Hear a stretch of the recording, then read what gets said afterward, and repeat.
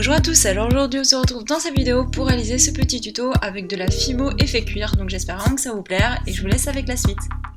Et donc voici la sélection de couleurs effet cuir. Donc moi en fait je vais utiliser deux couleurs, donc ce bleu qui est vraiment magnifique avec du blanc un blanc qui est pas tout à fait blanc mais qui est magnifique afin de faire un bleu en fait bien plus clair.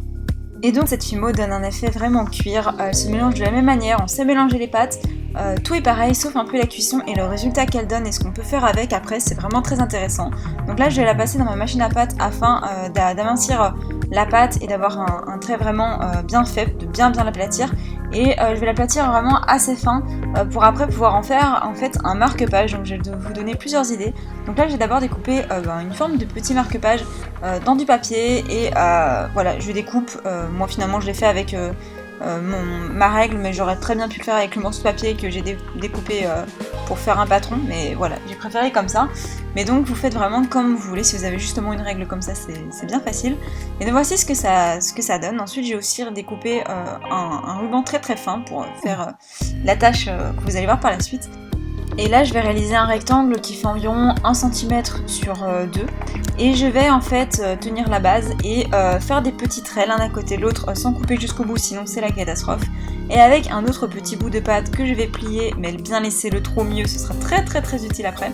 Je viens le passer sur la base et je vais tout simplement rouler. Alors là soyez vraiment très délicat parce qu'il faut surtout pas toucher en fait au bout en fait, mais vraiment à la base pour pas tout bouger parce que ça peut vraiment bouger très facilement. Je fais un petit trou et je vais mettre ça à 130 degrés pendant 30 minutes. Ensuite, une fois que tout est cuit, c'est vraiment très impressionnant, ça n'a rien à voir avec la Fimo traditionnelle, c'est vraiment en fait hyper flexible et plus vous faites fin, plus c'est flexible.